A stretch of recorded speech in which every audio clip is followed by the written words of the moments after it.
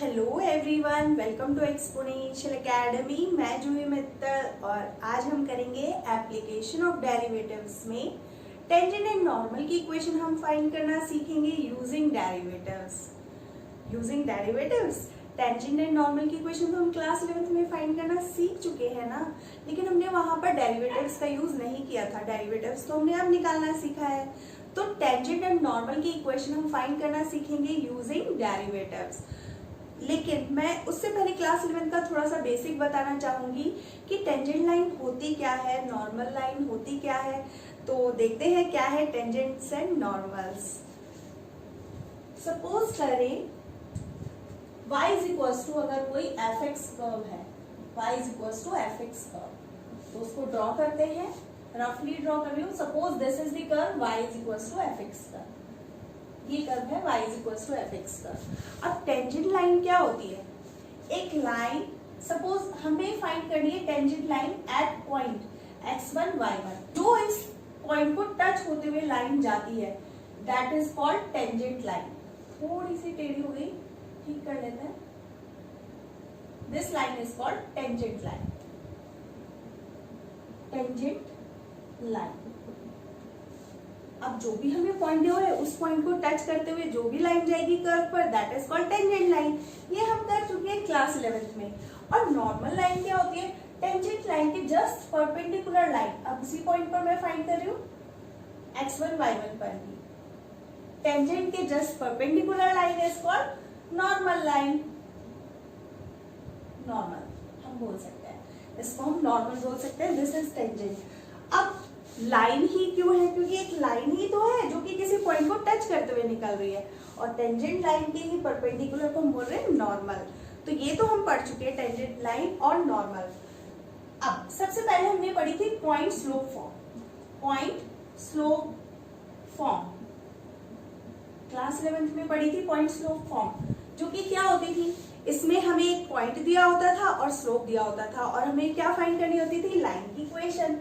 अगर पॉइंट दिया होता था x1, y1, ये पॉइंट दिया हुआ है, स्लोप दिया हुआ है m, तो हम जानते हैं लाइन की इक्वेशन क्या हो जाती थी? y minus y1 equals to m x minus x1। This is the equation of line which passes through x1, y1 and whose slope is m। तो ये तो हम बहुत अच्छे से जानते हैं। अब यही हमारी क्या बनने वाली है? Tangent line.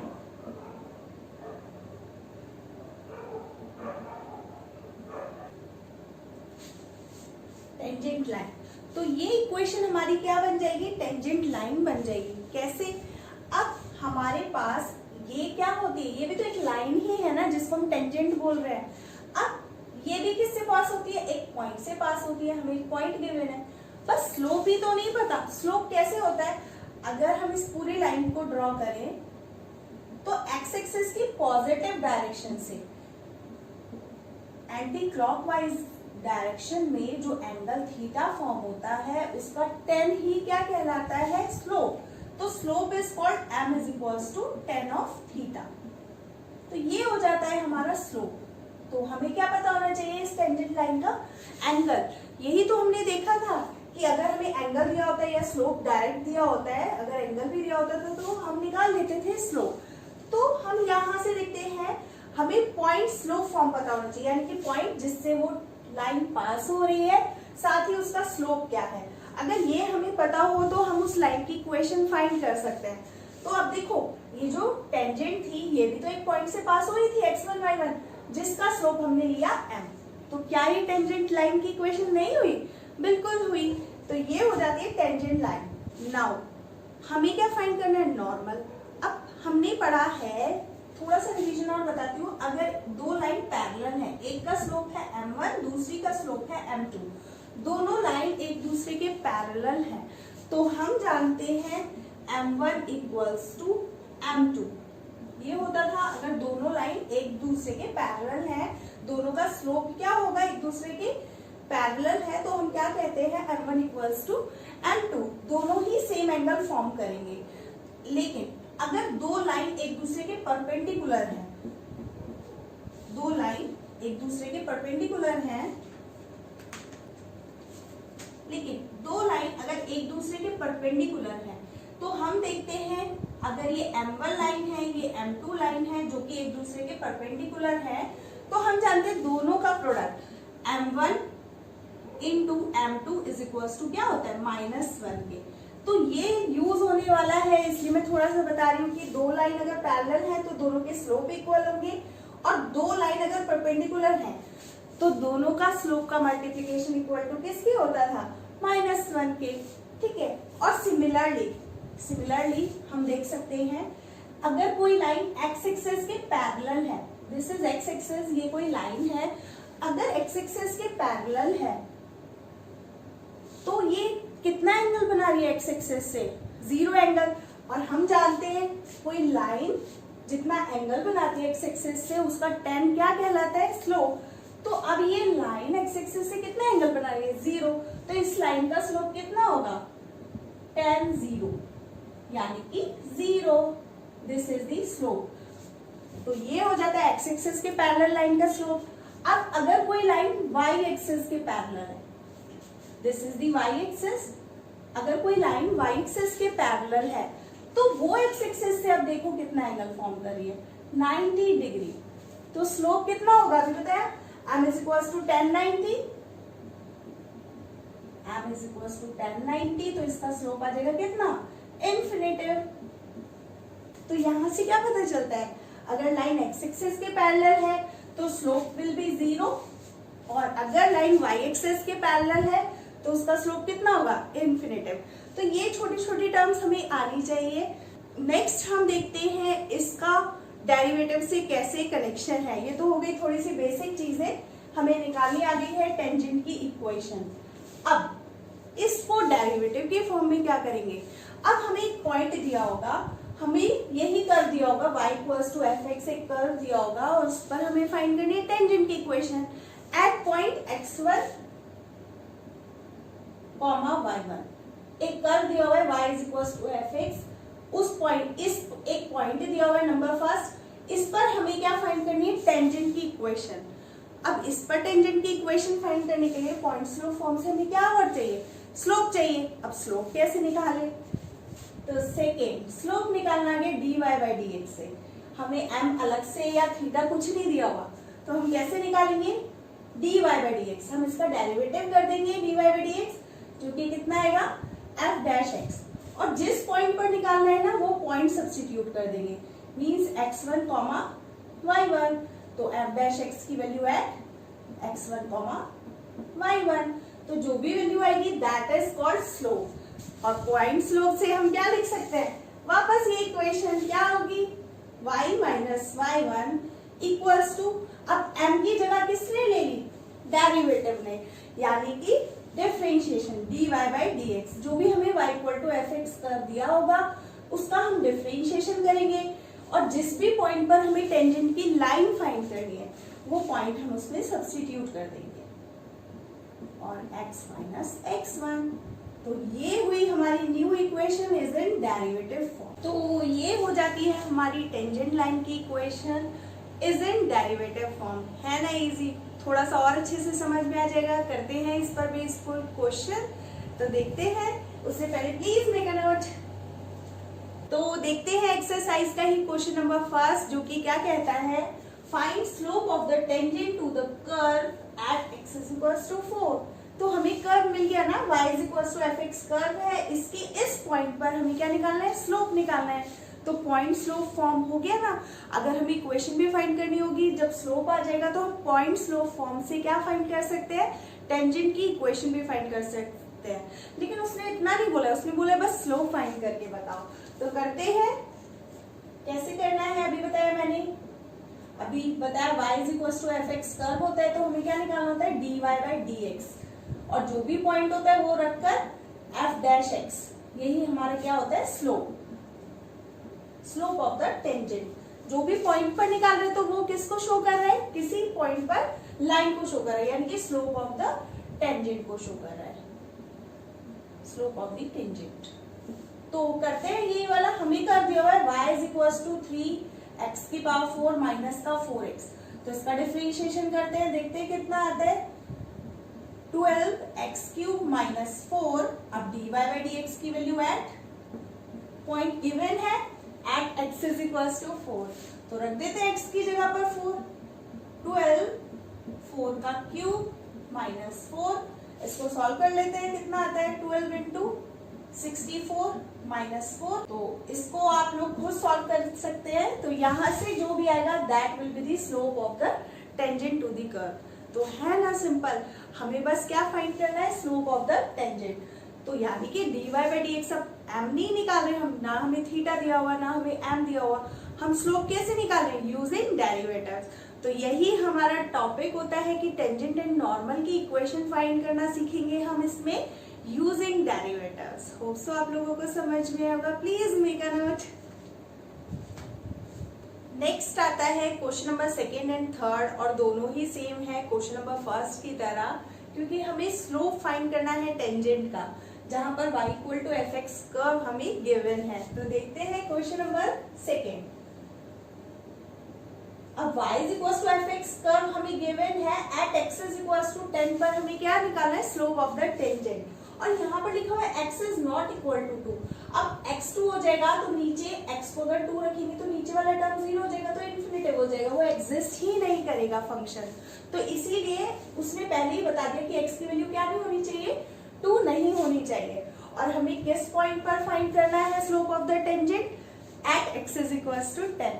तो करते हैं इसको differentiate, dy by dx equals to कितना आ जाएगा, अब यहाँ पर लग जाएगा वही कोशिएंट रूल, x माइनस 2 का होल स्क्वायर, x माइनस 2, इसका डिफरेंशिएशन, ऊपर वाली टर्म का डिफरेंशिएशन जो कि 1 आएगा माइनस x माइनस 1, और नीचे वाली टर्म का डिफरेंशिएशन इज ऑल्सो 1, तो that will become x minus 2 minus का x प्लस का 1 डिवाइड में x माइनस 2 का होल स्क्वायर।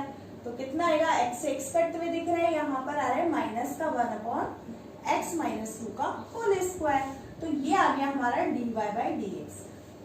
तो यहाँ से स्लोप तो आ गया, लेकिन हमें किस पॉइंट पर फाइंड करना है, at x is equal to 10। तो dy बाई dx में हम क्या रख देंगे, x की जगह पर 10 रख देंगे। तो कितना आ जाएगा देखते हैं, 10 माइनस 2 का होल स्क्वायर, यानी कि माइनस का 1 अपॉन 8 का स्क्वायर माइनस का 1 upon 64, that will be the answer. है ना सिंपल। तो ये हो जाता है question number second. Question number third is also same, ये फंक्शन दिया हुआ है और हमें फाइंड करना है स्लोप ऑफ द टेंजेंट किस पॉइंट पर, वेयर x कोऑर्डिनेट इज 3, यानी कि x इक्वल टू 3 पर ही हमें फाइंड करना है क्या, इसका स्लोप। तो करते हैं question number third. y is equal to क्या गिवन है, x क्यूब माइनस का x प्लस 1, तो वही डिफरेंशिएट कर देंगे, dy बाई dx आ जाएगा कितना, 3x स्क्वायर माइनस का 1। लेकिन किस पर फाइंड करना है, x कोऑर्डिनेट। अब देखो रफली हमें ड्रॉ करना आना चाहिए, ये सपोज कर्व है, ये y is equal to f x curve है, यही वाला कर्व है।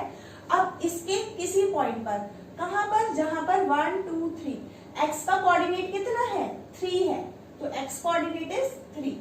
तो जब x 3 होगा तो y कितना होगा, y भी तो चाहिए, हमें कोई कोऑर्डिनेट चाहिए होता है तो क्या चाहिए होता है, x, y। तो हमें x की वैल्यू तो 3 पता है, y की हम निकाल सकते हैं यहाँ रखकर। तो अगर निकालेंगे तो देखो कितना आता है, y इज इक्वल टू 3 का cube minus 3 plus 1, 27 minus 3 plus 1, तो ये हो जाएगा 28 माइनस का 3, दैट विल बी 25। तो ये आ रहा है हमारा कितना, 25, यानी कि काफी ऊंचा जाके ये आ जाएगा, y कोऑर्डिनेट इज 25, यानी कि यहाँ पर जरूर क्या होगा, 25 पॉइंट होगा, 0,25। तो यहाँ पर ये पॉइंट पर हम क्या फाइंड कर रहे हैं, इक्वेशन ऑफ टेंजेंट, नहीं तो स्लोप ऑफ द टेंजेंट। इस पॉइंट पर हमें फाइंड करना है slope of the tangent. Tangent कितना x एक्सिस की पॉजिटिव डायरेक्शन से स्लोप बनाती है। तो हमने dy बाई dx तो निकाल लिया। अब पॉइंट पता है, at point whose x coordinate is 3, तो हमें तो बस सिंपल क्या रखना है, dy by dx x is equal to 3। y की जरूरत ही नहीं है ना, क्योंकि इसमें इधर की साइड क्या नहीं आ रहा, y नहीं आ रहा। लेकिन अगर इधर की साइड y भी आ रहा होता तो हमें ये निकालकर 25 y की जगह पर हम क्या रखते, x की जगह पर 3 और y की जगह पर हम रखते 25। लेकिन अभी तो सिंपल अगर ये जो टर्म आया ये एक्स की फॉर्म में आया है तो इसको देखते हैं कितना आता है, 3 का स्क्वायर माइनस 1, तो 27 minus 1 is equals to 26, that will be the answer. तो है ना सिंपल, ये आ गया हमारी slope of the tangent. Please make a note. Next देखते हैं question number 5, question number 4 previous question number 1 2 3 की तरह है, आप लोग खुद ट्राई करिएगा। क्वेश्चन नंबर 4 जिसमें बोल रहा है find the slope of the normal.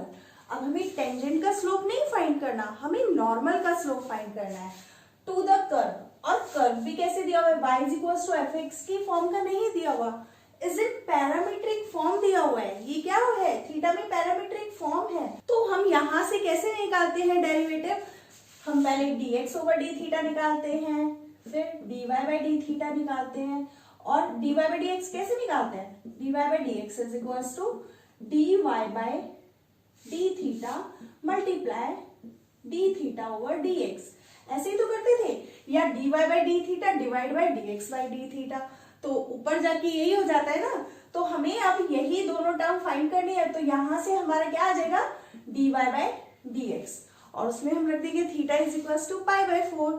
तो ये तो किसका स्लोप आएगा, dy बाई dx निकलकर टेंजेंट का slope, dy by dx is the slope of the tangent.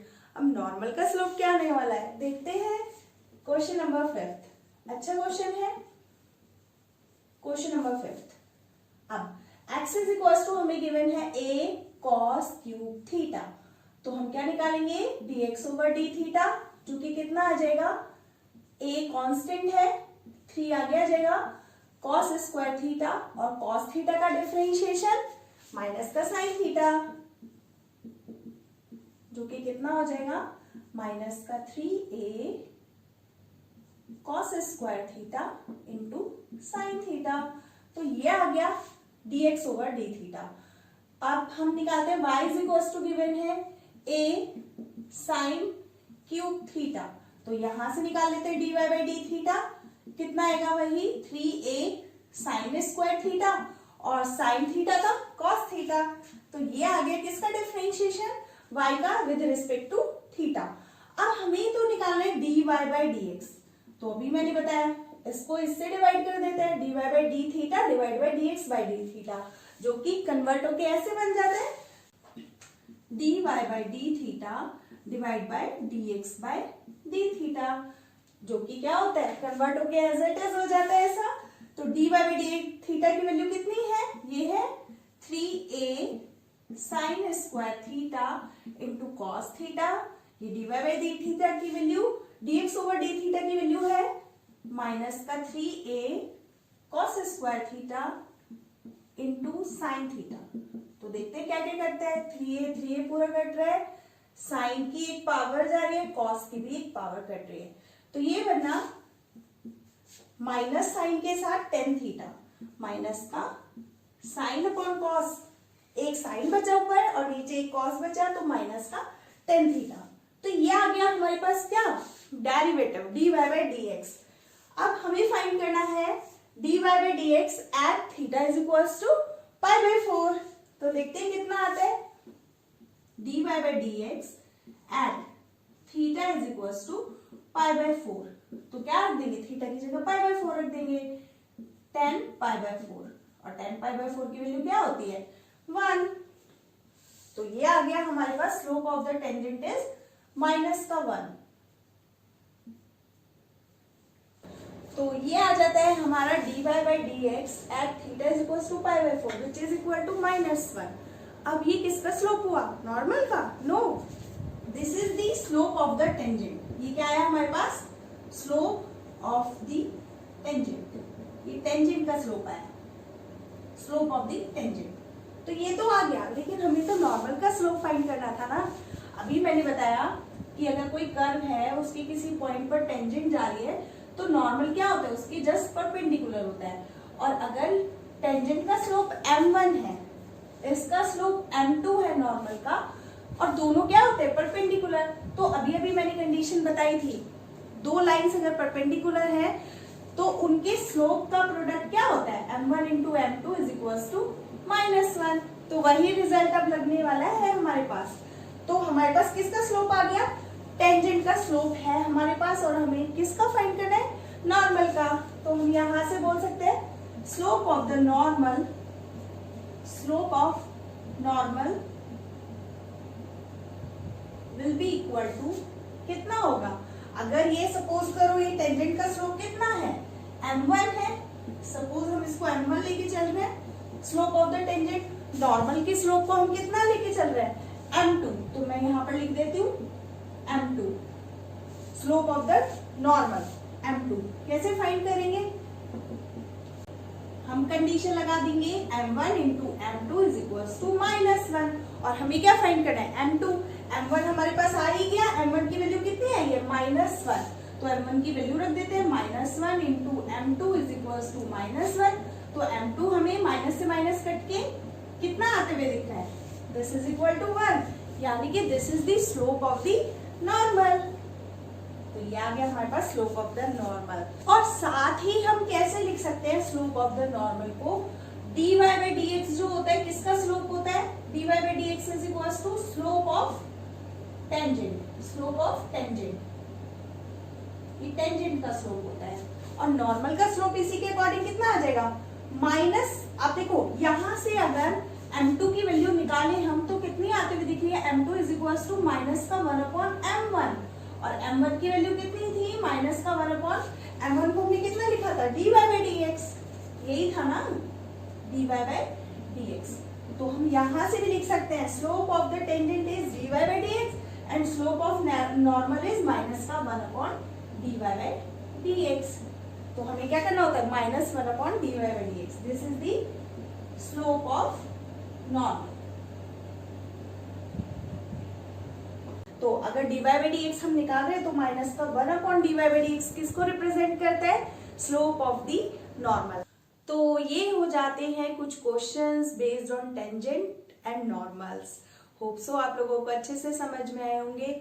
आज के लिए फिलहाल इतना ही, बाकी के रिमेनिंग क्वेश्चन हम अपने नेक्स्ट लेक्चर में करेंगे। अगर ये वीडियो आपके लिए थोड़ी भी हेल्पफुल रही है, प्लीज लाइक शेयर सब्सक्राइब करना नहीं भूलिएगा। Thanks for watching.